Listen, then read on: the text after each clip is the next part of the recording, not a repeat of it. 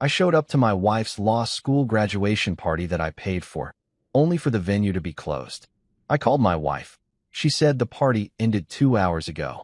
I guess I didn't want you there. Then I saw my wife's post on her social media, thanking her office lover for sponsoring her education. So I walked away, quietly canceled every payment, and sold my 90% stake in her new boyfriend's company, $157 million worth.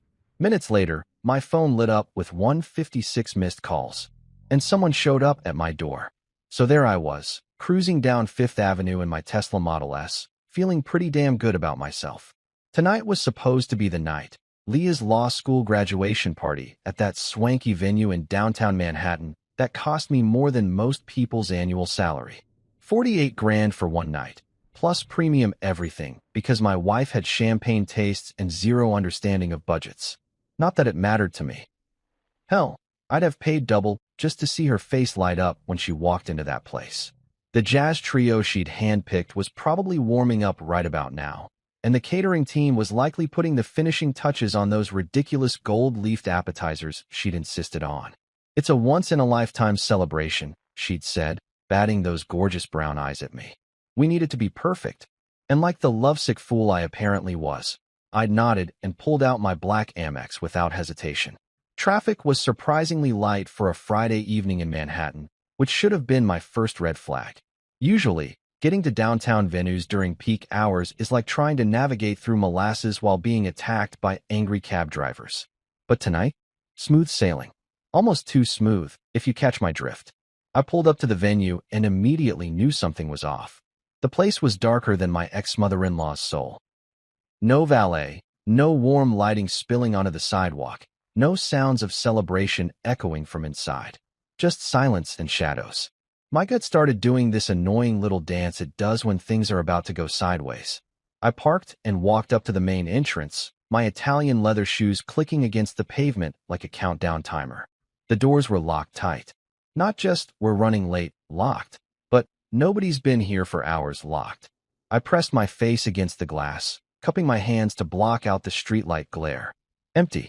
Completely, utterly, soul-crushingly empty. My phone was already in my hand before my brain fully processed what I was seeing. Speed dial number 1, Leah. Straight to voicemail. Her voice, all bright and cheerful. "Hi, you've reached Leah? I'm probably too busy being awesome to answer right now. So leave a message and I'll get back to you when I can." Even her voicemail was cocky. I should have seen the warning signs years ago. I tried again. And again. On the fourth attempt, she finally picked up. "Oh, hey babe." Her voice was light, almost musical. There was background noise, laughter, clinking glasses, the kind of sounds you'd expect from a party in full swing. "Leah, where are you?" "I'm at the venue, and it's completely dark. The doors are locked." A pause. Then that laugh. The one I used to think was adorable, but now sounded like nails on a chalkboard. "Oh, the party ended 2 hours ago. I guess I didn't want you there." The words hit me like a freight train carrying a cargo of what the actual hell. "What do you mean you didn't want me there? I paid for the entire thing." "I know, and it was beautiful. Everyone had such a wonderful time. The jazz trio was perfect, by the way. Great choice." Her voice was so casual, so matter-of-fact, like she was discussing the weather or commenting on a nice restaurant meal. "Leah, this is insane. You can't just..." Click. She hung up on me. Actually hung up. Like I was some telemarketer trying to sell her extended warranty coverage on a car she didn't own. I stood there on the sidewalk, staring at my phone like it had personally betrayed me. Cars were whooshing by. People were walking past with their Friday night plans, and the city was humming along like nothing had happened. But my world had just tilted off its axis. That's when I made my second mistake of the evening. I opened Instagram.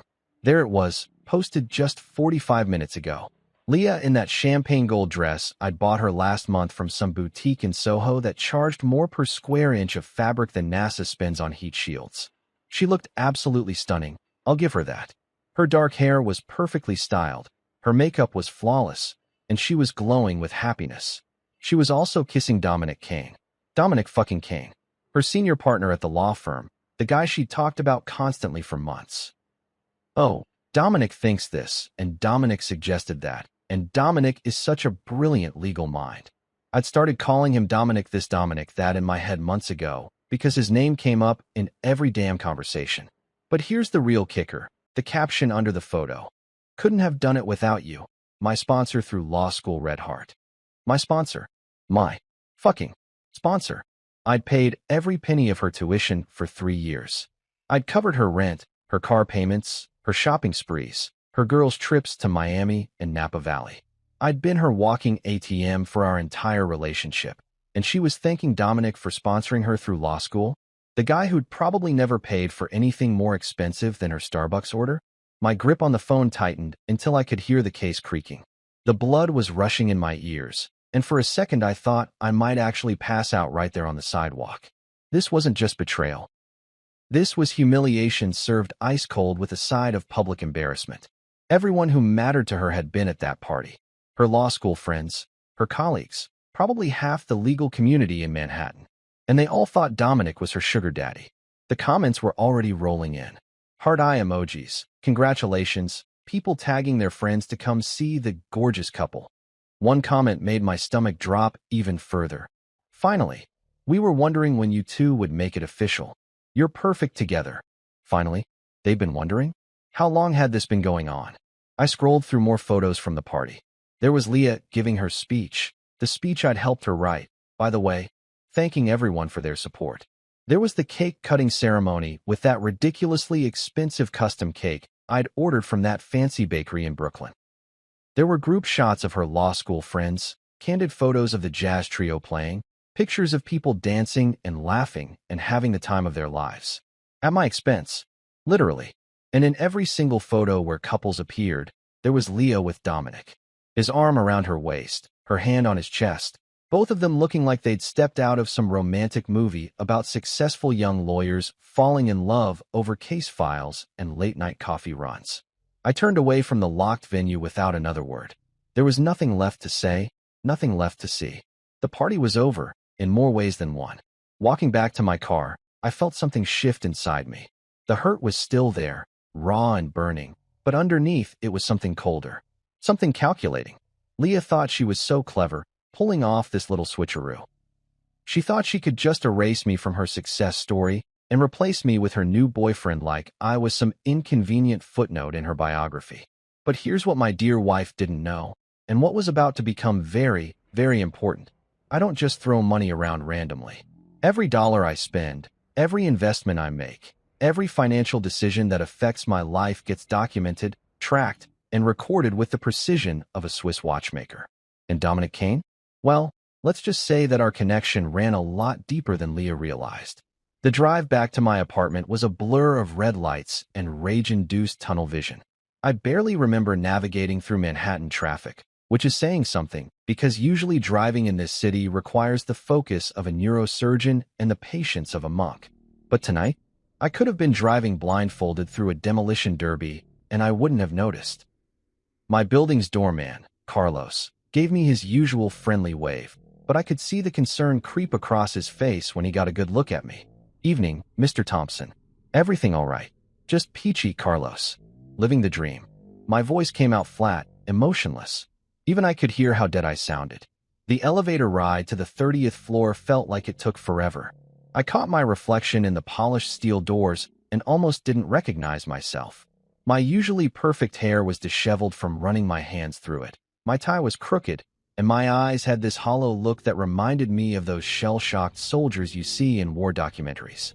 But as soon as I walked through my front door and saw my apartment, my apartment, the one I'd bought and paid for and decorated according to my own damn taste, something inside me started to solidify. This wasn't over. Not by a long shot. The place was exactly as I'd left it this morning. Immaculate, organized, and completely under my control. Floor-to-ceiling windows offered a breathtaking view of Central Park, where the city lights twinkled like expensive jewelry scattered across black velvet. The modern furniture was all clean lines and quality materials. None of that fussy antique stuff Leah had been pushing for. It would add character, she'd said. Yeah, well, turns out she was the one lacking character. I poured myself 3 fingers of Macallan 25, the good stuff I usually save for closing major deals, and headed straight for my home office. This room was my sanctuary, my fortress of solitude, my command center. Everything in here was exactly where it should be, arranged with the kind of obsessive precision that had made me successful in the first place. The desk was a thing of beauty, reclaimed walnut from some 19th century barn in Vermont, custom built by a guy in Brooklyn who charged more per square foot than most Manhattan apartments. My laptop sat open in the exact center, flanked by two matching monitors and a sound system that cost more than most people's cars. The bookshelf held my collection of business biographies, investment guides, and legal texts that I actually read, unlike some people who just posed with them for Instagram photos. But the real star of the show was sitting in the bottom drawer of my desk, locked away like the precious thing it was, my black leather primary assets binder. I pulled it out and set it on the desk with the reverence usually reserved for religious artifacts. This baby contained 3 years of meticulous record-keeping, every transaction documented with obsessive detail. Bank statements, wire transfer receipts, tuition invoices, rent payments, credit card statements, a complete financial autobiography of my relationship with Leah. See, here's the thing about me that Leah never quite understood. I don't do anything halfway. When I love someone, I love them completely, totally, with every fiber of my being. And when I support someone financially, I document every goddamn penny because that's what smart businessmen do. You keep records. You cover your ass. You make sure you can prove exactly what happened if things go sideways. And boy, had things gone sideways tonight. I opened the binder and started flipping through the pages, each one a reminder of just how generous I'd been. Law school tuition, $180,000 over 3 years, not including books, supplies, and all those study abroad programs she just had to attend. Monthly rent for her apartment in the village, $4,200 for 36 months. Car payments on that BMW she'd claimed was essential for networking, another $800 monthly. Shopping allowances, vacation expenses, restaurant bills that could feed a small village in most countries.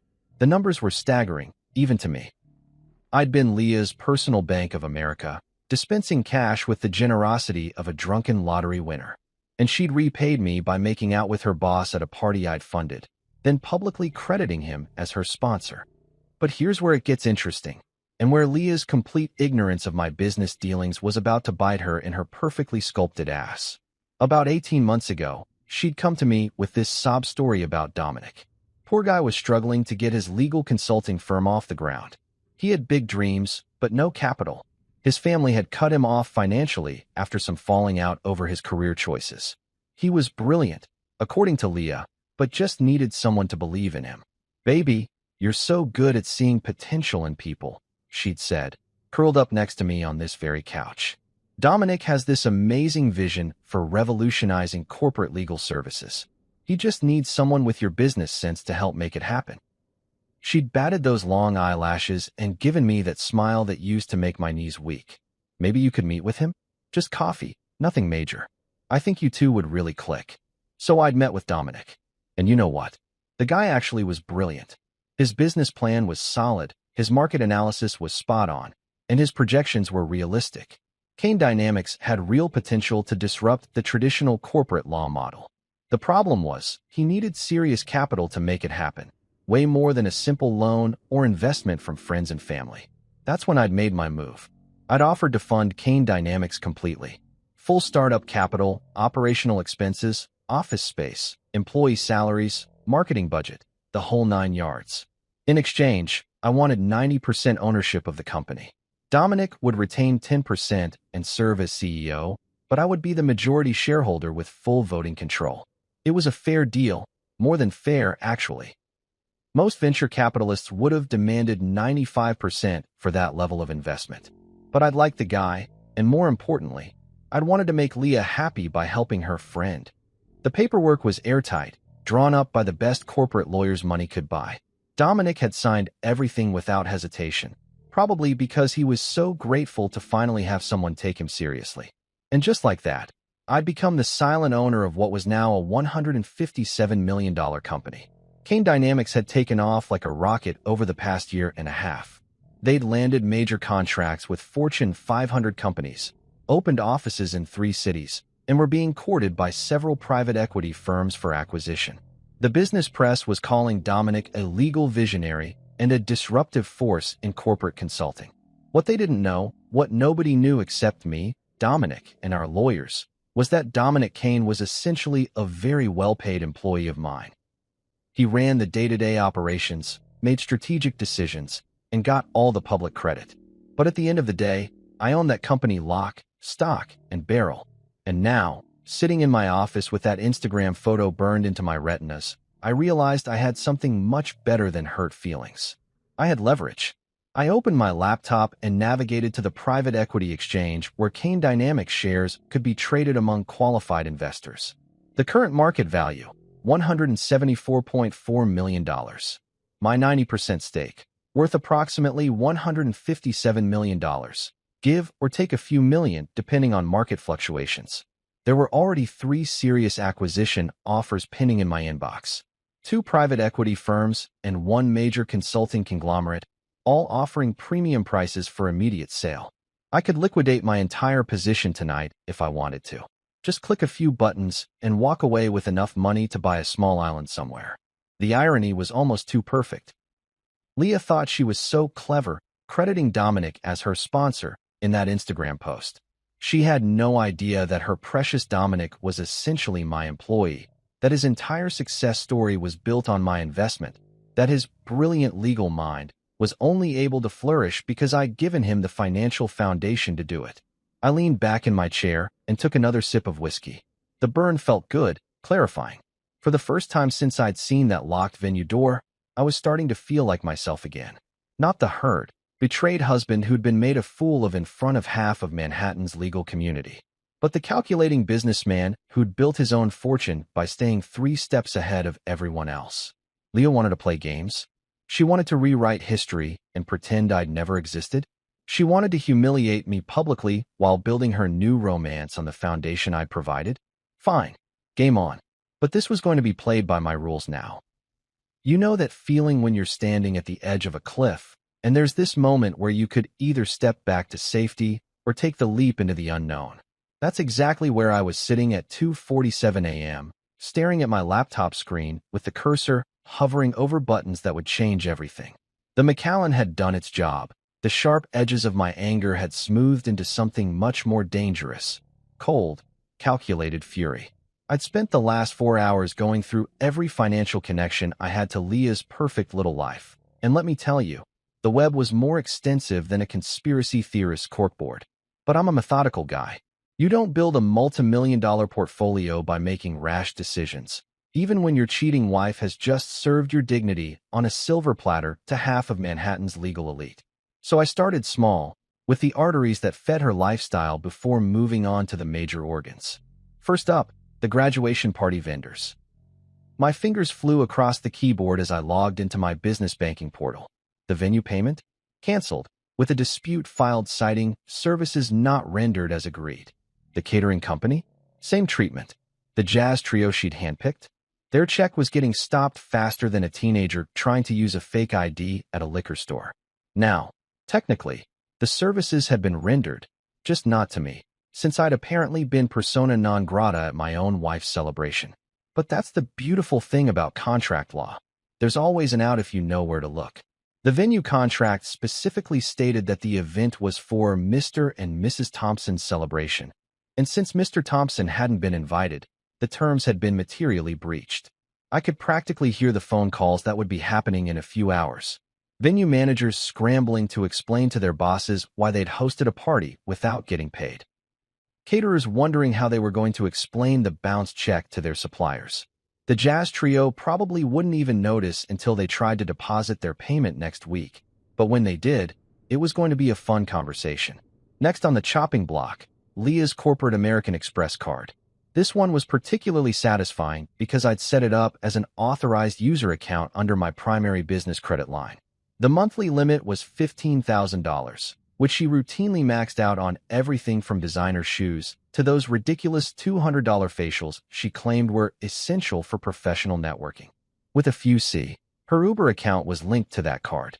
Her seamless orders, her Amazon Prime shopping sprees, her monthly subscription to that boutique gym in Soho where she did more socializing than working out.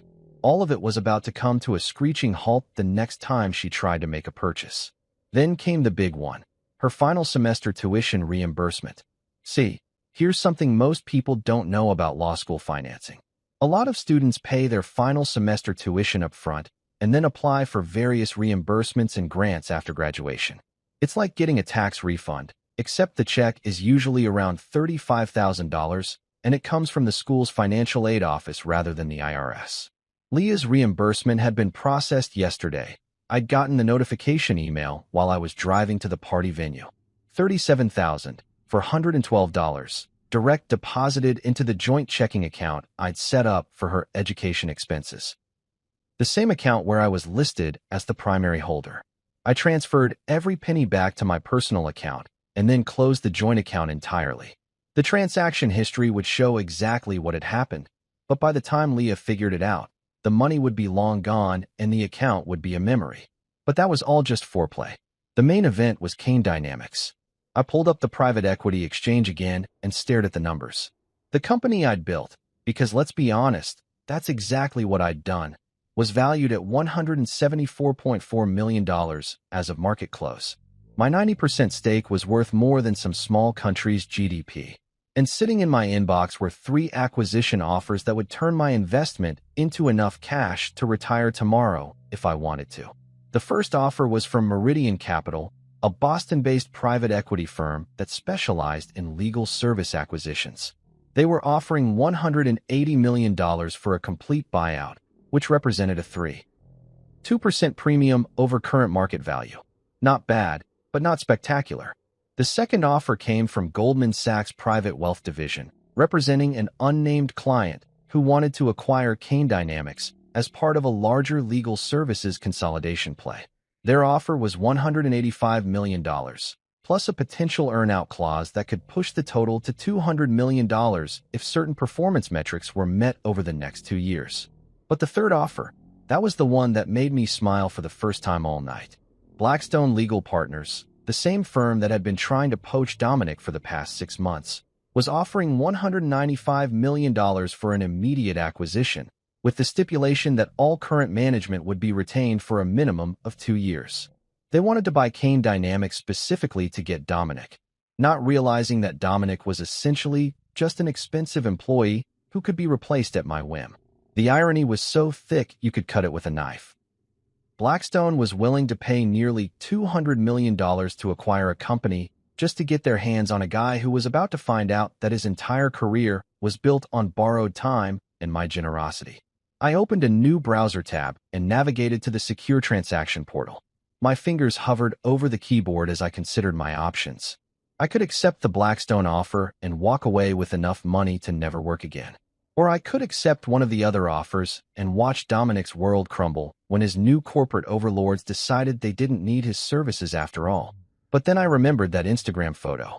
Leah's lips on his, her hand on his chest, that caption thanking him for being her sponsor through law school. I remembered the comments from their mutual friends. All those people who thought they'd been watching some beautiful love story unfold when they were actually witnessing the most expensive cuckold arrangement in Manhattan's history. Fuck it.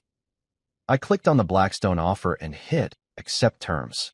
The transaction would take 48 hours to fully process, but my shares were now locked in at $195 million. By Monday morning, I would no longer own Kane Dynamics, and Dominic would be working for people who'd paid a premium price for a company they thought he controlled. The beautiful part was that Dominic would probably never know what hit him. He'd wake up Monday morning thinking he was still the visionary CEO of his successful consulting firm. He'd grab his usual coffee from that pretentious place on the corner, check his stock options portfolio, and probably text Leah some cute message about their bright future together. Instead, he'd walk into his office to find representatives from Blackstone waiting to explain the new corporate structure. They'd be polite about it, professional, but the message would be clear. Kane Dynamics was under new management, and Dominic's role was about to be evaluated for optimal strategic fit. In corporate speak, that translates to, we paid $195 million for your company because we thought you were indispensable, but now that we own you, we're going to figure out whether you're actually worth keeping around. My laptop chimed with a confirmation email. Transaction accepted. Funds would be available for transfer within 2 business days. I was now $195 million richer, and the company that had made Dominic into Leah's knight in shining armor was about to become someone else's problem. I leaned back in my chair and finished the last of my whiskey. The city lights twinkled outside my window, and for the first time since I'd stood outside that locked venue door, I felt like I was back in control. Phase 1 was complete. The financial arteries that had kept Leah's lifestyle flowing were now severed, and Dominic's professional world was about to be turned upside down. But this was just the beginning. Tomorrow, the real consequences would start hitting, and I had a front row seat to watch it all unfold. I woke up at 6:30 a.m. to the sound of my phone buzzing like an angry hornet trapped in a mason jar. Even in my half-asleep state, I knew exactly what was happening. The chickens were coming home to roost, and apparently they were pissed off about the accommodations. My phone screen looked like Times Square on New Year's Eve, notification after notification lighting up the display. Text messages, missed calls, voicemails, even a few WhatsApp messages from numbers I didn't recognize. The digital equivalent of pitchforks and torches, all demanding my immediate attention. I made myself a cup of coffee first, because I'm not a savage. Ethiopian single origin, ground fresh, brewed in my $3,000 espresso machine that Leah had called ridiculously overpriced when I'd bought it. Funny how everything I enjoyed was either overpriced or unnecessary, according to her, but her monthly shopping sprees were essential investments in her professional image. The coffee was perfect, rich, smooth, with just enough caffeine to prepare me for whatever shitstorm was waiting in my inbox. I settled into my favorite armchair, the one with the perfect view of Central Park, and finally checked my phone. 156 missed calls. 156. I hadn't seen numbers like that since the 2008 financial crisis, when half my clients were calling to either panic sell everything or beg me to perform some kind of investment miracle that would save their retirement funds. The text messages were even better. A beautiful cascade of desperation, confusion, and barely contained panic that read like a master class in Actions Have Consequences 101. Leah had sent 47 messages between 3 a.m. and 6 a.m. They started out confused. Babe, my card got declined at the pharmacy. Can you check on that? Progressed through anger. This is ridiculous. I need my medications and my card isn't working. And ended up in full-blown panic mode. Call me back right now. Something is seriously wrong with all my accounts and I need you to fix this immediately. The progression was beautiful to watch. You could practically see the exact moment when she realized this wasn't some computer glitch or banking error. The timestamp on message 32 was 4:47 a.m., probably right around when she called her bank and discovered that her account had been closed by the primary account holder. That would be me, in case anyone was keeping score. Dominic's messages were more professional, but equally frantic. As a lawyer, he at least understood the concept of documentation, so his texts read like evidence for a future court case. Michael, there seems to be an issue with Kane Dynamics operational accounts. Please call me at your earliest convenience to discuss. Then, 2 hours later, Michael, this is urgent. Our payroll system is showing errors and several vendors are reporting payment issues. We need to resolve this immediately. But the real entertainment was in the voicemails. I grabbed a fresh cup of coffee and settled in for what I knew was going to be better than anything Netflix had to offer. Voicemail number 12 was from the venue coordinator, her voice tight with professional panic. Mr. Thompson, this is Sandra from the Crystal Ballroom. We need to discuss the payment reversal that occurred overnight. Our accounting department is showing a significant discrepancy, and we have vendors asking questions about their payments.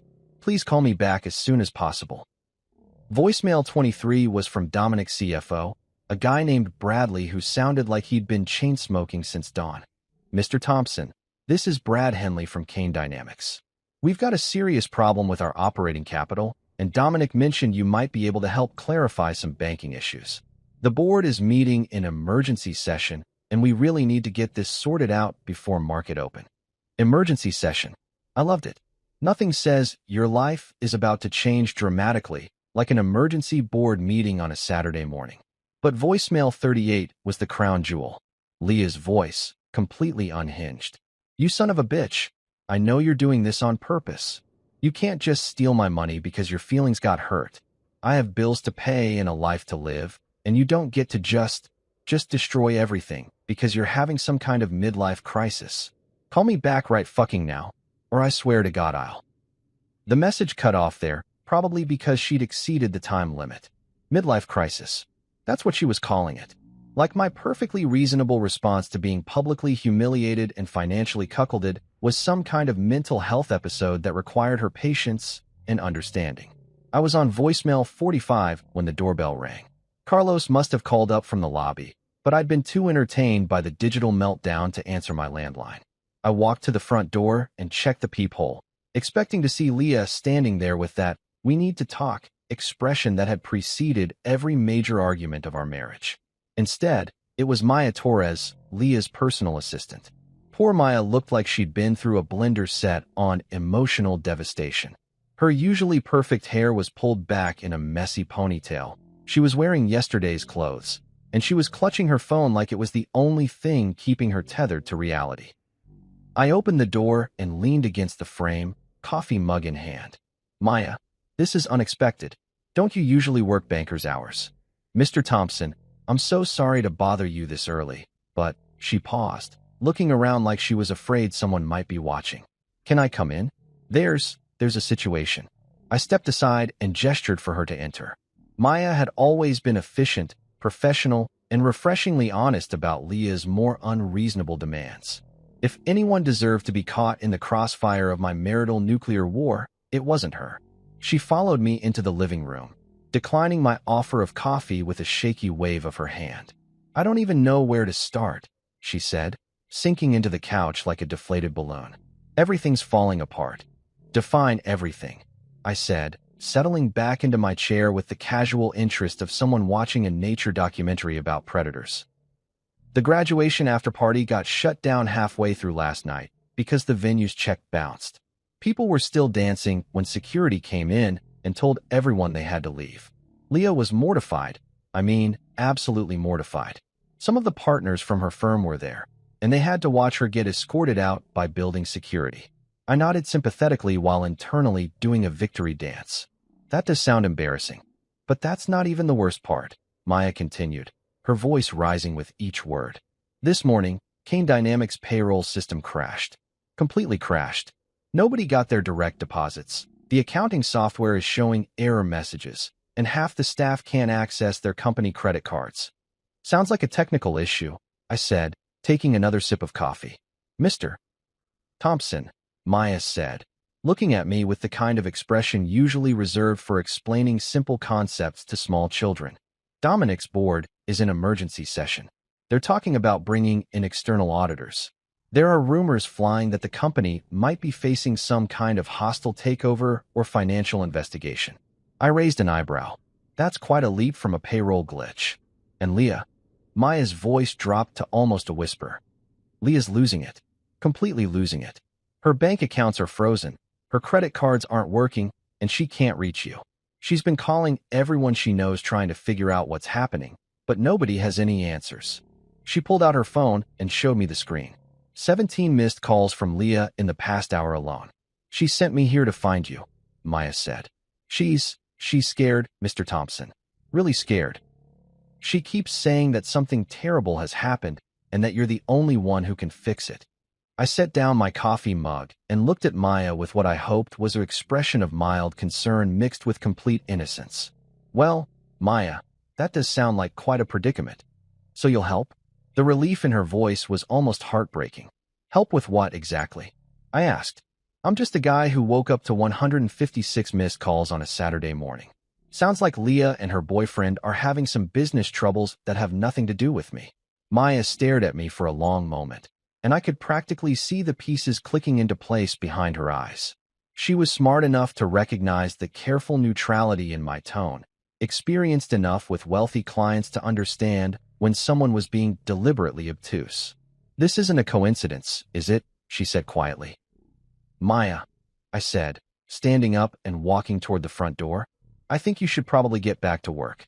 Sounds like your boss is going to need all the help she can get today." After Maya left looking like someone had just explained quantum physics to her using interpretive dance, I poured myself another cup of coffee and settled in at my desk. The morning entertainment had been delicious, but now it was time to get down to business. Real business. the kind that required letterhead, legal precision, and the sort of terms that would make corporate lawyers weep with admiration. I pulled out a sheet of my personal stationery, heavy cream paper with my name embossed in dark blue ink, the kind of formal correspondence that screams, "This person means business," before you even read the first word. Some people might call it pretentious. I called it setting the proper tone for negotiations. The funny thing about ultimatums is that most people deliver them wrong. They get emotional, start yelling, make threats they can't back up. But a truly effective ultimatum should read like a business contract, because that's exactly what it is. A contract where one party holds all the cards and the other party gets to choose between accepting terrible terms or facing even worse consequences. I cracked my knuckles and started typing. After 15 years of drafting investment agreements and acquisition terms, I knew exactly how to structure this particular document. 2. Leah Thompson and Dominic Kane. From Michael Thompson. Terms for resolution of current financial disruptions. Date: today's date. The undersigned acknowledges that recent financial irregularities have created inconveniences for both parties named above. In the interest of resolving these matters expeditiously and avoiding further complications, the following terms are hereby proposed. I pause to admire my opening paragraph. Dry, businesslike, completely devoid of emotional content. Nothing in those sentences even hinted at betrayal, humiliation, or the fact that my wife had been playing tonsil hockey with her boss at a party I'd funded. Just financial irregularities and inconveniences. Like their entire world wasn't currently imploding because I'd decided to stop being their personal ATM. Term 1. Public acknowledgement. Mrs. Leah Thompson shall issue a public statement to be posted across all personal social media platforms and submitted to relevant legal industry publications, acknowledging that her law school education was funded entirely by Michael Thompson. This statement shall specifically name Michael Thompson as the sole financial backer of her legal education and shall correct any previous public statements suggesting alternative sources of funding. The statement shall be substantively identical to the draft provided as Attachment A to this document. I opened a new document and started drafting Attachment A. This was going to be fun. Statement of correction. I want to publicly acknowledge and thank my husband, Michael Thompson, for his complete financial support throughout my law school journey. Michael paid for my tuition, living expenses, and educational costs without any assistance from other parties. My recent social media posts incorrectly suggested that others had sponsored my education, and I apologize for any confusion this may have caused. Michael's generous support made my legal career possible, and I am grateful for his investment in my future. Short, sweet, and completely humiliating for someone who'd just spent the last 6 months telling everyone that Dominic was her mentor and inspiration. The legal community loved gossip more than reality TV stars love plastic surgery, so this little correction would be making the rounds at every bar association happy hour for months. Back to the main document. Term 2. Executive resignation. Mr. Dominic Kane shall submit his resignation from all positions at Kane Dynamics, effective immediately upon execution of this agreement. Mr. Kane shall waive any claims to severance, stock options, or other compensation beyond salary earned through his final day of employment. Mr. Kane shall cooperate fully with transition activities as directed by the company's new ownership structure. I allowed myself a small smile at that last bit. Dominic would probably spend hours trying to figure out what new ownership structure meant. By the time he figured it out, he'd be updating his LinkedIn profile with seeking new opportunities in legal consulting. Term 3. Marital asset protection. Mrs. Leah Thompson hereby waives any claims to marital property, business interests, or other assets acquired during the marriage by Michael Thompson. This includes, but is not limited to, investment portfolios, real estate holdings, BU, business equity, and intellectual property.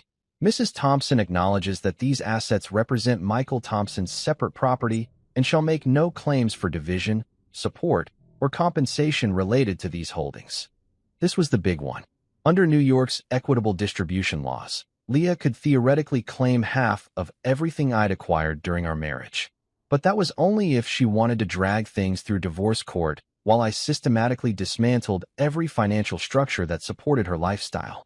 The smart play was to waive her claims now and avoid the scorched earth litigation that would leave us both poorer and angrier.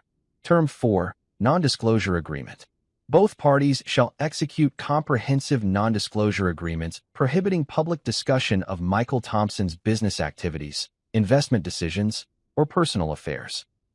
This includes, but is not limited to, social media posts, interviews, casual conversations with third parties, and any other forms of public or private communication that reference Michael Thompson in any context. I wanted them both to disappear from my life completely. No more Instagram posts tagging me in couple photos. No more casual mentions at networking events. No more, "Oh, Michael thinks this," or "Michael suggested that," in their professional conversations. They could go build their new life together, but they'd be doing it without using my name as their social currency. Term 5. Enforcement and consequences. Any violation of these terms shall result in immediate legal action seeking full monetary damages, injunctive relief, and complete asset clawback of all funds previously provided to either party. Michael Thompson reserves the right to pursue all available legal remedies, including but not limited to civil litigation, asset forfeiture proceedings, and criminal referrals where applicable. The stick to go with the carrot, in other words, play by my rules, or I'd spend the next 5 years and a significant portion of my considerable wealth making their lives a legal nightmare that would make Dante's Inferno look like a spa vacation. I printed the document on my personal letterhead, then printed a second copy for my records. The terms were harsh but fair, or at least, they were as fair as I was feeling toward a cheating wife and her boyfriend who'd been living off my generosity while planning their romantic future together. The beauty of this approach was its simplicity. Leah and Dominic could sign the papers and move on with their lives, or they could refuse and watch as their current financial catastrophe became a permanent state of affairs. I wasn't asking for anything unreasonable, just public acknowledgement of reality, professional consequences for Dominic's poor judgment, and legal protection for my own assets. I folded the documents carefully and placed them in a manila envelope along with a cover letter explaining that they had 24 hours to respond. Not to negotiate, not to propose counteroffers, but to respond with either signed agreements or a clear indication that they preferred to handle this matter through alternative means. Alternative means, in this context, being the legal equivalent of a nuclear winter that would leave both of them professionally and financially radioactive for years to come. Maya was probably still somewhere in the building, either hiding in the lobby or pacing around outside, trying to figure out how to report back to Leah without becoming the messenger who gets shot. I called down to Carlos and asked him to find her and have her come back up. She knocked on my door 15 minutes later, looking even more frazzled than when she'd left. "Mr. Thompson? Carlos said you wanted to see me again." I handed her the envelope. "I need you to deliver this to Leah in person. Not by email, not by text, not left with a doorman or assistant. Hand-delivered, with confirmation that she's read and understood the contents." Maya took the envelope like it might explode in her hands. "What is it?" "A solution to her current problems," I said, "along with some very reasonable terms for resolving this situation.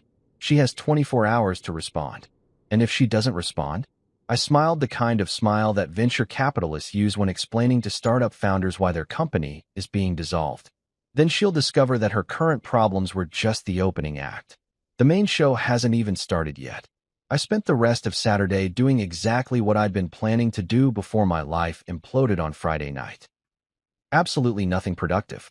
I ordered Thai food from that place on the Upper West Side that charges $40 for pad Thai, but makes it so good you'd sell your grandmother's jewelry to get another order. I binge-watched the entire second season of some Netflix show about billionaires behaving badly, which, given my current circumstances, felt like a documentary about my weekend. Around 7 p.m., I opened a bottle of Burlo that I'd been saving for a special occasion. Originally, I'd thought that special occasion might be Leah's first big case win, or maybe a romantic anniversary dinner. Turns out the special occasion was celebrating the systematic destruction of my cheating wife's financial security. Life's funny like that. The wine was perfect, rich, complex, with just enough tannins to remind you that good things take time to develop properly. Unlike marriages, apparently, which could go from "till death do us part" to "I guess I didn't want you there" faster than a tech startup burning through venture capital. My phone had been mercifully quiet since Maya left with the envelope. Either Leah was taking her time reading my terms, Or she was holed up somewhere having the kind of emotional breakdown that requires multiple boxes of tissues and at least one friend willing to listen to 3 hours of, "But I don't understand how this happened," on repeat. I was halfway through the bottle and contemplating whether to order dessert from that overpriced gelato place when my building's front desk called. "Mr. Thompson? There's a Mrs. Thompson here to see you. Should I send her up?" Of course there was. I'd been wondering when she'd finally work up the courage to face me directly instead of sending her assistant to do reconnaissance missions. "Send her up, Carlos." "Thanks." I didn't bother changing clothes or tidying up the apartment. If Leah wanted to have this conversation, we were going to have it on my terms, in my space, with me holding all the cards. Besides, she'd seen me in sweatpants and a Harvard Business School t-shirt before. Though admittedly, those previous occasions hadn't involved me systematically dismantling her entire financial support structure. The knock on my door came exactly 4 minutes later, just enough time for the elevator ride and a brief moment of hesitation in the hallway while she worked up her nerve. I opened the door and got my first look at my wife since she'd decided to credit her boyfriend as her law school sponsor. She looked like absolute hell. Her usually perfect hair was hanging loose and unwashed, with the kind of greasy limpness that comes from spending too much time lying in bed staring at the ceiling. The designer makeup she never left the apartment without was completely absent, leaving her face pale and puffy around the eyes. She was still wearing yesterday's clothes. That same champagne gold dress from the Instagram photo, except now it was wrinkled and stained with what looked like coffee or wine or possibly tears. "Can I come in?" she asked, her voice barely above a whisper. I stepped aside without saying anything. What was there to say? "Welcome to the consequences of your actions. Gee, you look like someone who just discovered that financial security isn't guaranteed. Sometimes silence is more devastating than any clever comeback." She walked into the living room like someone navigating a minefield, glancing around at the apartment she'd lived in for 3 years as if she'd never seen it before. Maybe she was finally noticing that every piece of furniture, every piece of art, every expensive gadget had been bought with my money. Or maybe she was just trying to figure out how to start a conversation with the husband she'd publicly humiliated less than 24 hours ago. "I got your document," she said, sinking onto the couch where she'd cuddled with me countless times while planning our future together. Back when I'd thought our future involved growing old together instead of growing apart via Instagram posts. "I figured you had, considering you're here instead of at Dominic's place." I stayed standing, leaning against the window with my wine glass. Power dynamics matter in negotiations, and I wanted her looking up at me for this conversation. "Michael, I need you to understand something." She was using her lawyer voice, the calm, reasonable tone she'd practiced for closing arguments and client meetings. "What happened at the party? It wasn't supposed to hurt you." I nearly choked on my wine. "It wasn't supposed to hurt me? You threw a graduation party that I paid for, didn't invite me, made out with your boss in front of everyone we know, and then publicly credited him for funding your education. But somehow this wasn't supposed to hurt me. I just—" She paused, running her hands through her unwashed hair. "I didn't want you there with my friends." "Your friends." I repeated the words like I was trying to understand a foreign language. "The same friends who've been eating at restaurants I paid for, drinking wine I bought, celebrating your accomplishments that I funded?" "It's not like that." "Then explain to me what it is like, Leah. Because from where I'm standing, it looks like you've been running a 3-year con where you let me pay for your entire life while you planned your exit strategy with Dominic." She stood up abruptly, pacing toward the kitchen like a caged animal. "You don't understand the pressure I was under. Do you know what it's like being the wife who can't afford anything on her own? Having everyone know that my husband pays for everything? So your solution was to pretend that your boyfriend pays for everything instead? He's not my boyfriend." The words came out sharp and defensive. "Dominic and it's complicated." I laughed, and even I could hear how cold it sounded. "Complicated. Right.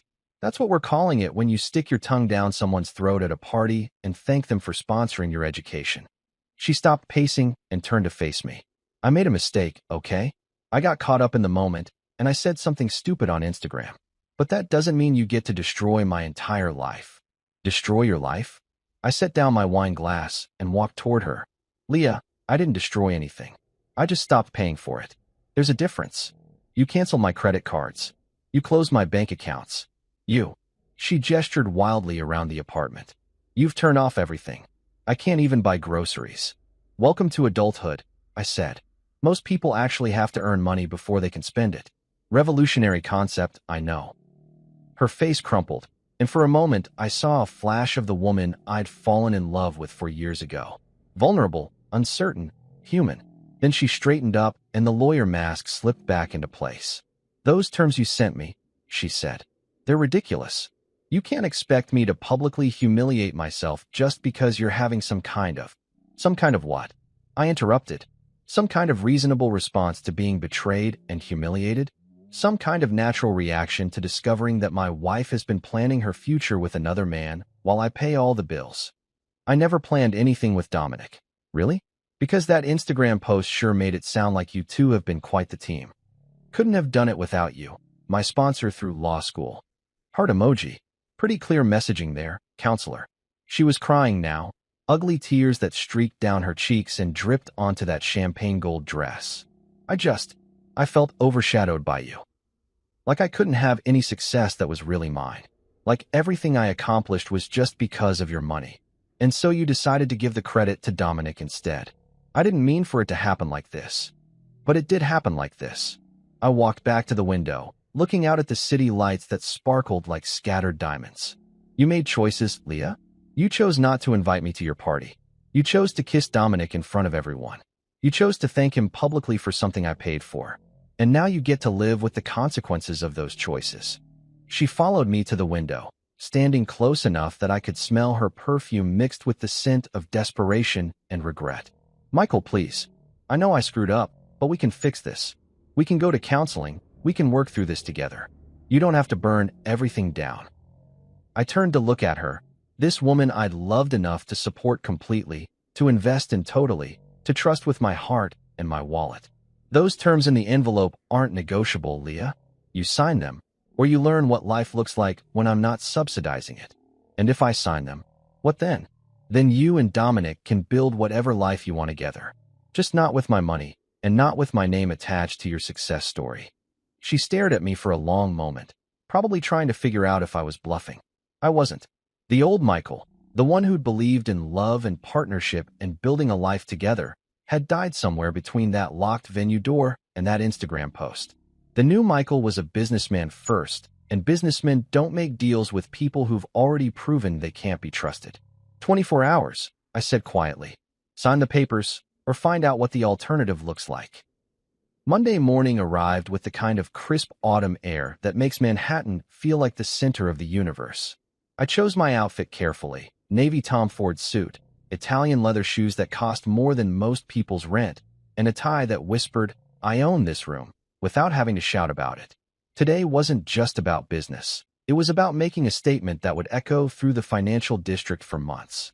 The Kane Dynamics building on Park Avenue was one of those gleaming glass towers that screamed, "We've made it," to anyone walking by. 47 stories of steel and ambition, with Dominic's company occupying the entire 32nd floor.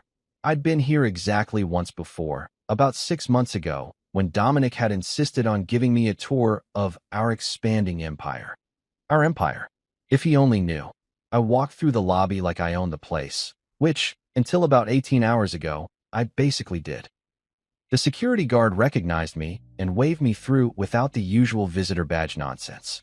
Poor guy probably had no idea that the friendly investor he'd been greeting for the past year and a half had just sold the company out from under everyone's feet. The elevator ride to the 32nd floor gave me time to appreciate the irony of the situation.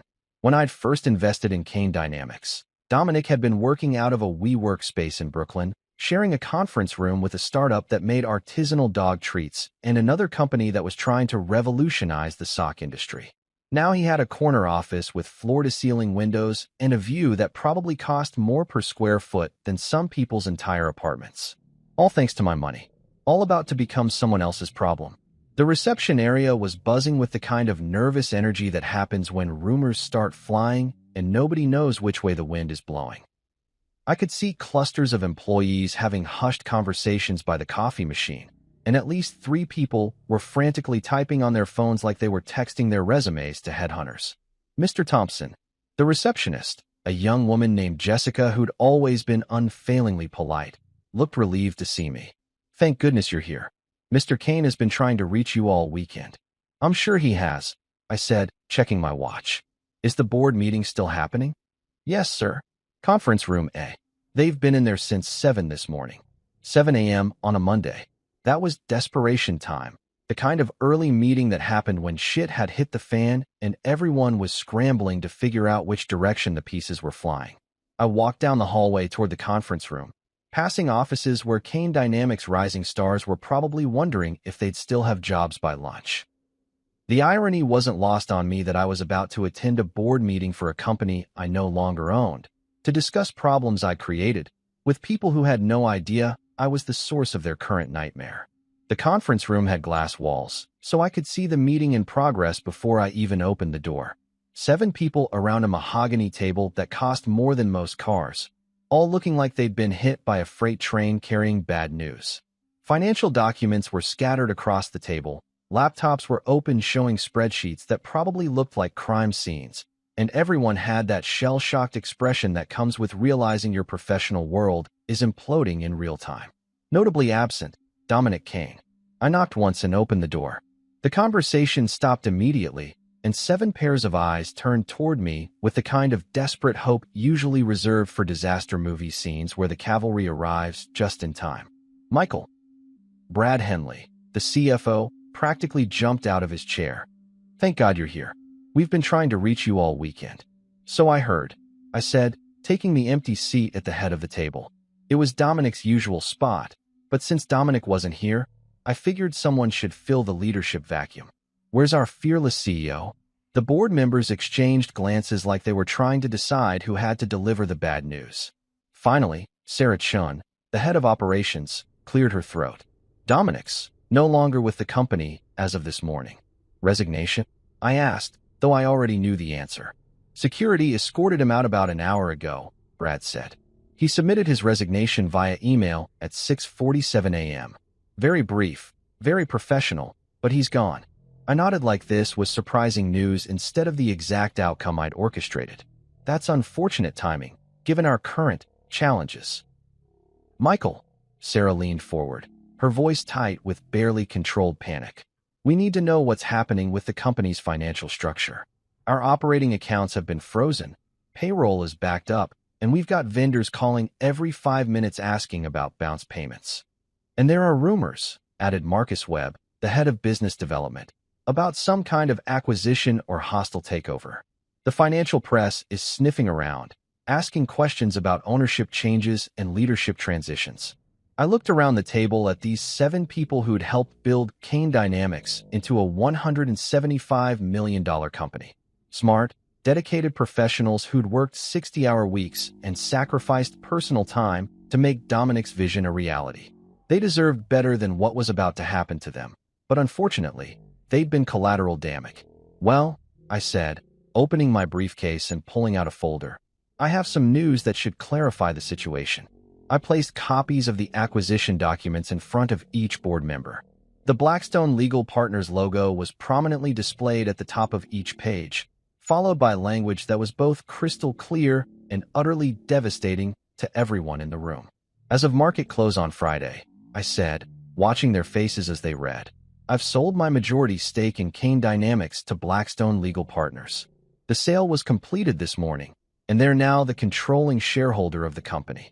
The silence that followed was the kind of complete, profound quiet that happens when a room full of intelligent people realizes that their entire professional universe has just been rewritten without their input or consent. Brad was the first to find his voice. "Your majority stake? Michael, you own less than 15% of the company."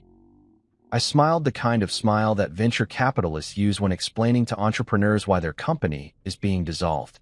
"Actually, Brad, I owned 90% of Kane Dynamics.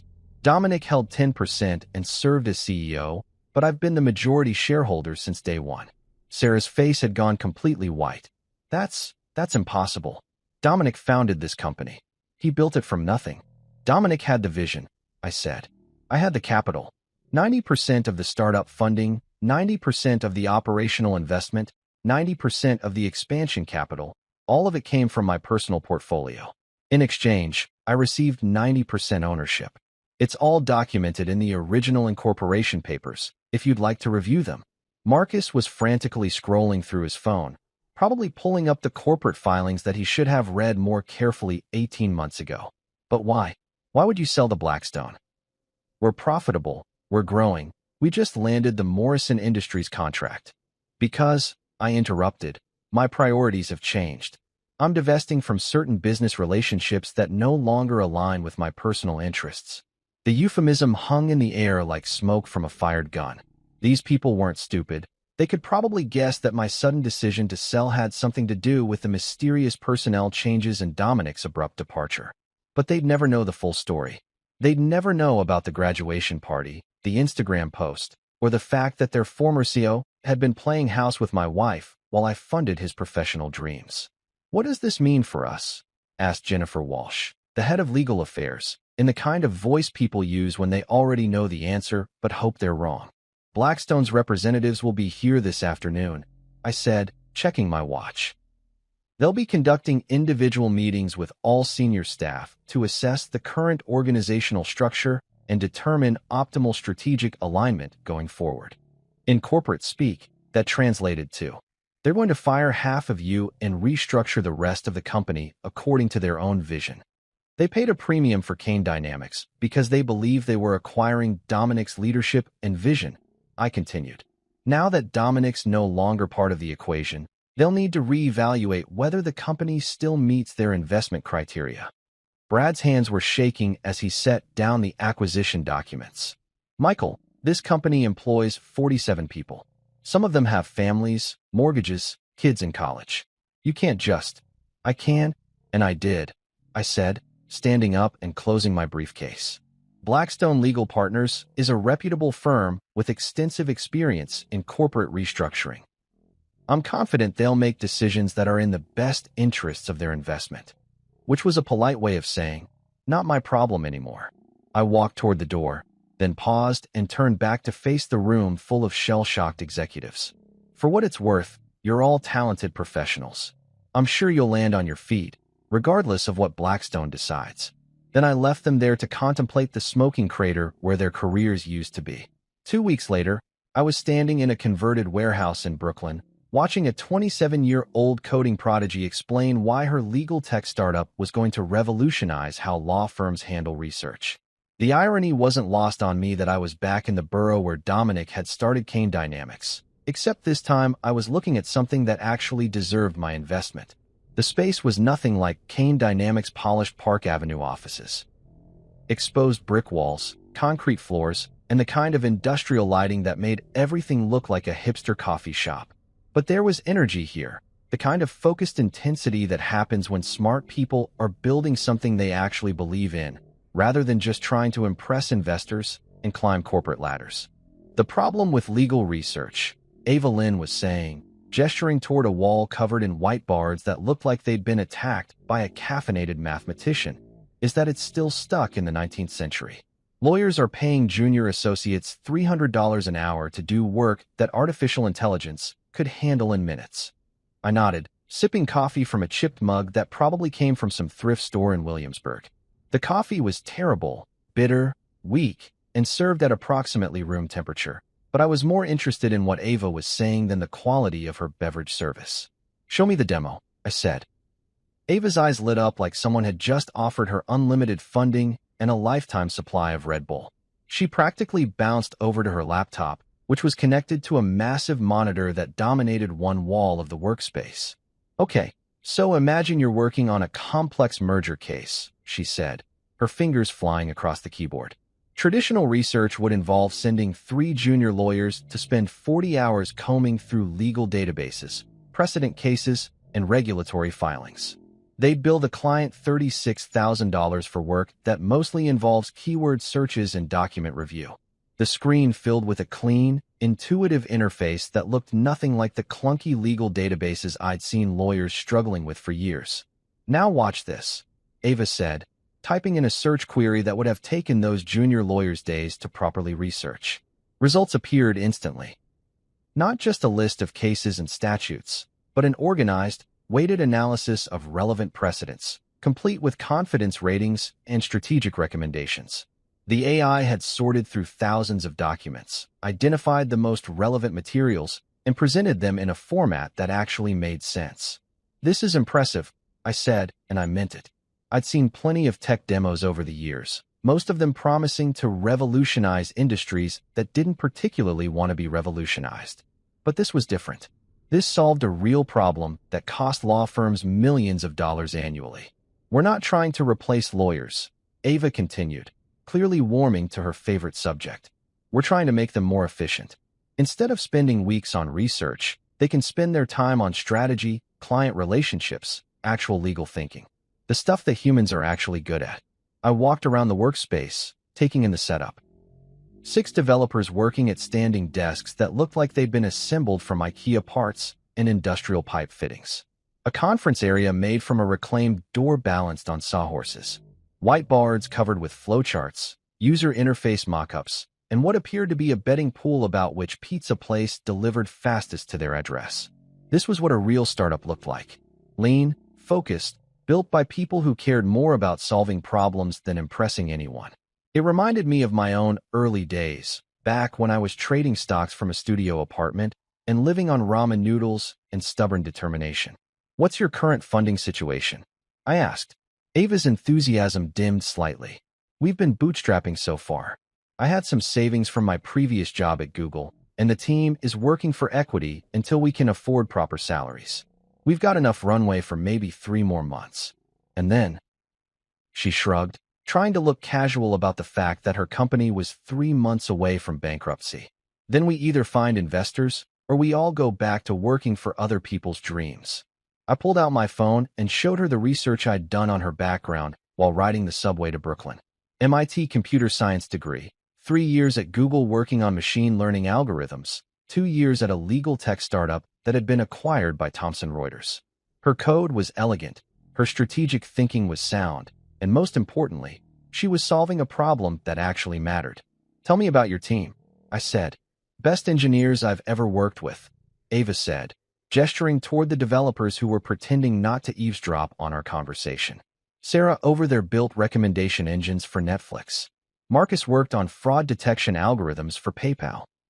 Kim was the lead developer on that document analysis platform that LexisNexis bought for $40 million last year. And they're all working for equity. They believe in what we're building. Everyone here could get jobs at Google or Facebook tomorrow, making twice what I'll be able to pay them for the next 2 years. But they're here because they want to build something that matters. That was the difference between this company and Kane Dynamics. Dominic had been building a consulting firm to feed his own ego and impress people at legal industry cocktail parties. Ava was building something that could actually change how an entire profession operated. "What do you need to scale?" I asked. "Realistically, $10 million would let us hire the team we need, build out our infrastructure, and fund operations for the next 18 months. 15 million would be better. We could expand faster, maybe open a West Coast office, start targeting the really big law firms." I walked back to the whiteboard covered with user interface mockups.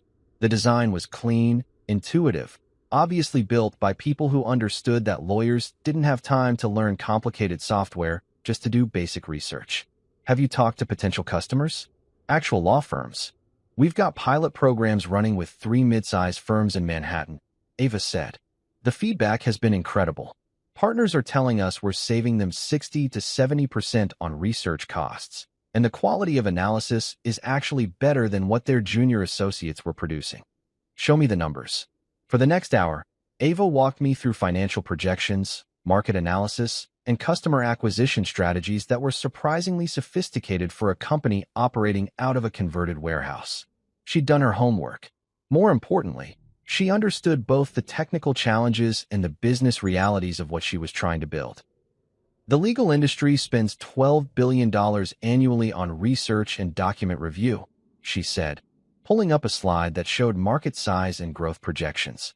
"If we can capture even 2% of that market, we're looking at a $250 million business." I closed my laptop and looked around the workspace one more time.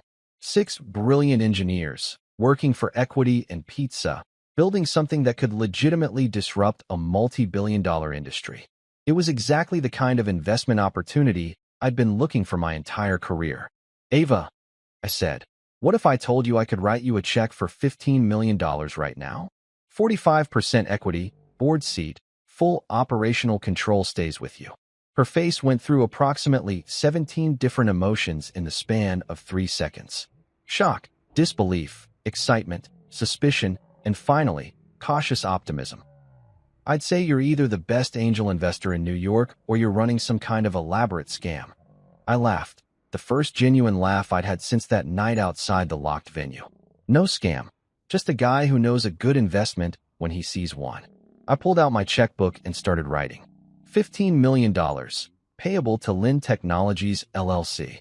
The same amount I'd made in profit from selling Kane Dynamics, reinvested into something that actually deserved to succeed. Welcome to the big leagues, I said, handing her the check. For the first time in 2 weeks, I felt like I was building something instead of destroying it. 3 days after writing that check to Ava, I was sitting in a corner booth at a quiet cafe on the Upper East Side, watching my soon-to-be ex-wife fidget with her coffee cup like it held the secrets to salvaging her reputation. She'd finally agreed to meet. Probably because her credit cards were still frozen and she needed to eat something that didn't come from a food truck.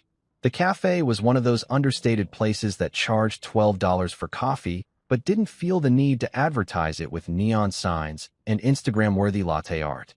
Just good coffee, comfortable seating, and the kind of acoustic design that let you have private conversations without the entire room listening in. Perfect for what I had planned.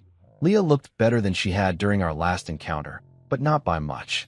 She'd managed to shower and change clothes, but there were dark circles under her eyes that makeup couldn't quite hide, and her usually confident posture had been replaced by the hunched shoulders of someone who'd spent the past week discovering that financial independence wasn't just a catchphrase from women's magazines. You look like you've been sleeping, I said, settling into the booth across from her. Some. She wrapped her hands around her coffee mug like it was a life preserver. Michael, I've been thinking about your terms. And they're designed to humiliate me. I stirred sugar into my espresso and considered her statement. They're designed to correct the public record. There's a difference. You want me to publicly admit that you funded my entire education while I thanked someone else for it. That's humiliation. That's honesty. I leaned back against the booth's leather upholstery. You made a choice to rewrite history in that Instagram post. Now you get to choose whether to correct it voluntarily or let other people figure out the truth on their own. She was quiet for a long moment, staring out the cafe's windows at the pedestrians hurrying past on their way to jobs that probably didn't hang in the balance of social media posts and financial revenge schemes. What happened to Dominic? She asked finally. What do you mean? He won't return my calls. His assistant says he's unavailable for the foreseeable future. His LinkedIn profile shows he's seeking new opportunities. What did you do to him? I almost felt bad for her. Almost. She genuinely seemed to believe that Dominic had been some kind of independent success story, a brilliant legal mind who'd built his own empire through talent and determination. The fact that his entire professional existence had been funded by her husband was apparently news to her. I didn't do anything to Dominic, I said. I simply stopped doing things for him. That's cryptic even for you. Kane Dynamics was my company, Leah. 90% ownership, fully documented, completely legal. Dominic was essentially a very well-paid employee who got to play CEO because I liked his business plan. The coffee mug slipped from her hands, clattering against the saucer. That's impossible. The incorporation papers are public record. You're a lawyer. You know how to look these things up. But he built that company from nothing. He was working 18-hour days, making all the strategic decisions, landing all the major clients. With my money, I pulled out my phone and showed her the bank transfer records that I'd printed out for exactly this conversation. 18 months of operational funding, startup capital, expansion loans, office leases. All of it came from my investment portfolio. She stared at the documents like they were written in a foreign language. Why would you fund his company? Because my wife asked me to help her friend who was struggling to get his legal consulting firm off the ground. Remember that conversation? You said he was brilliant, but just needed someone to believe in him. The color drained from her face as the pieces clicked into place. Oh God. So when you thanked him for sponsoring your education, you were essentially thanking him for spending my money on your tuition, while I spent my money on his business. It's like a financial Russian nesting doll of irony. Michael, I didn't know. Of course you didn't know, because you never asked. You just assumed that your brilliant boyfriend had built his own empire, and you were happy to let everyone think he was your sugar daddy instead of me. She put her head in her hands, her shoulders shaking slightly. I wasn't sure if she was crying or just trying to process the magnitude of how badly she'd miscalculated the situation. The public statement, I said, pulling a printed draft from my briefcase. Let's go through it together and make sure we get the wording right. She looked up at me with red-rimmed eyes. You're really going to make me do this. You're going to do this because it's the truth. And because the alternative is watching me spend the next 5 years proving in court that you committed fraud by misrepresenting the source of your educational funding to potential employers and professional contacts. I slid the draft across the table. Read it out loud. I want to make sure it sounds natural. She picked up the paper with hands that were visibly shaking. I want to publicly acknowledge and thank my husband, Michael Thompson, for his complete financial support throughout my law school journey. Michael paid for my tuition, living expenses, and educational costs without any assistance from other parties. My recent social media posts incorrectly suggested that others had sponsored my education, and I apologize for any confusion this may have caused. Michael's generous support made my legal career possible, and I am grateful for his investment in my future. Too formal, I said. It sounds like a hostage video. Try again, but make it sound like something you'd actually write. She looked at me like I'd asked her to recite the phone book in Mandarin. How do you want me to make this sound natural? I'm publicly admitting that I lied about who paid for my law school education. You're publicly correcting an error. There's a difference. For the next hour, we went through the statement line by line, adjusting the language until it sounded like something a person might actually post on social media rather than something dictated by a divorce attorney. The final version was shorter, more conversational, but still contained all the key admissions I needed on the record. When does this go live? She asked. Tonight. Instagram, Facebook, LinkedIn, and you're going to email it to the legal industry publications that covered your graduation. Law Journal, American Lawyer, Legal Times, all of them. This is Legal Times, all of them. This is going to destroy my reputation. Your reputation was built on a lie. I'm just giving you the chance to correct it before someone else does the research and figures it out themselves. She folded the statement and put it in her purse like she was handling toxic waste. And after this, after I humiliate myself publicly and admit that my successful boyfriend was actually just spending my husband's money. After this, you and Dominic get to build whatever life you want together. Just not with my funding and not with my name attached to your success stories. She stood up to leave, then paused. For what it's worth, I really didn't mean for things to happen this way. I know, I said, but they did happen this way, and now we all get to live with the consequences. She walked out of the cafe without looking back, probably heading home to spend the rest of the day figuring out how to explain to her friends and colleagues why she was about to publicly contradict everything she'd told them about her relationship with Dominic. I ordered another espresso and checked my phone. Ava had sent me a text with photos from their office. The team celebrating their new funding with champagne that probably cost less than Leah's usual lunch. Real celebration, from people who'd actually earned something worth celebrating. By tomorrow morning, everyone in Manhattan's legal community would know the real story behind Leah Thompson's law school education.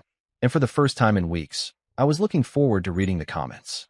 6 months later, I was standing in the sunlight streaming through the windows of my new apartment on the Upper West Side, drinking coffee that didn't cost $12 and feeling genuinely content for the first time in years. 2 bedrooms, hardwood floors, and absolutely zero marble countertops or designer bullshit that screamed, "Look how much money I have." Just a normal place where a normal person might actually want to live. The divorce had been finalized 3 weeks ago. Quick, clean, and exactly according to the terms I'd outlined in that envelope Maya had delivered what felt like a lifetime ago. Leah had signed everything without attempting to negotiate, probably because her lawyer had explained in very small words what would happen if she tried to fight a guy who documented every financial transaction with the obsessive precision of a Swiss accountant. She'd moved to Portland, of all places, working for some nonprofit legal aid clinic that helped low-income families with housing disputes. The irony wasn't lost on me that she'd gone from Manhattan corporate law to helping people who actually couldn't afford lawyers. Maybe getting her financial reality check had given her some perspective on what real problems looked like. She'd sent me a letter last month, handwritten, not typed, which was somehow more personal than anything she'd done in the last year of our marriage. I finally understand the difference between prestige and worth, she'd written. I'm sorry it took losing everything to figure that out. I'd folded the letter and put it in my desk drawer. Not as a keepsake, exactly, but as closure. Proof that the woman I'd married was still in there somewhere, underneath all the Instagram captions and professional networking bullshit. Dominic had landed on his feet, sort of. He was working for a mid-tier firm in Chicago, handling corporate compliance cases that probably bored him to tears after running his own company. His LinkedIn profile listed him as senior associate, which was corporate speak for former CEO who's now back to being someone else's employee. The legal press had moved on to other stories, but his name still occasionally came up as a cautionary tale about the dangers of rapid corporate expansion without proper financial backing. My phone buzzed with a text from Ava. Just closed the Morrison Industries deal. $2.3 million annual contract. Drinks at 6. I smiled and typed back, absolutely. My treat. Lynn Technologies had become exactly what I'd hoped it would be when I'd written that check in the Brooklyn warehouse. They'd landed 12 major clients, opened offices in Boston and San Francisco, and were being courted by venture capital firms who wanted to lead their Series B funding round. Ava had been featured on the cover of Legal Tech magazine as one of the industry's 30 under 30 disruptors, and unlike certain other people I could mention, she'd actually earned the recognition. I spent my days now doing things that actually mattered. Guest lectures at Columbia Law School about the intersection of technology and legal practice, mentoring other startups that were trying to solve real problems instead of just chasing valuations, serving on the board of Lynn Technologies and watching brilliant people build something that would outlast all of us. The apartment was quiet except for the distant sounds of the city going about its business. No designer furniture that cost more than cars, no art collections that existed solely to impress dinner party guests. No evidence of the life I'd built with someone who'd never really wanted to build anything with me at all. Just sunlight, good coffee, and the satisfaction of knowing that I'd won. Not because I'd destroyed Leah's financial security or ended Dominic's CEO career or forced them both to confront the reality of their choices. I'd won because I'd freed myself from a relationship that was built on transactions instead of trust, from supporting people who saw my money as an entitlement rather than a gift. I'd won because I was finally investing in things that deserved to succeed, working with people who wanted to build rather than just consume, living a life that belonged to me instead of performing in someone else's social media fantasy. My phone rang. Ava again. Change of plans, she said. The whole team wants to celebrate the Morrison deal. We're thinking that new rooftop place in Brooklyn. You in? I looked around my normal apartment with its normal furniture and its complete absence of Instagram-worthy moments, and realized I couldn't think of anywhere I'd rather be than celebrating with people who'd actually earned their success. I'm in, I said. See you there. I grabbed my jacket and headed for the door, leaving behind the sunlight and the quiet and the satisfaction of a well-executed victory. Time to go celebrate with people who understood the difference between building something real and just looking successful online. 6 months ago, I'd thought my life was over when I stood outside that locked venue door. Turns out it was just beginning.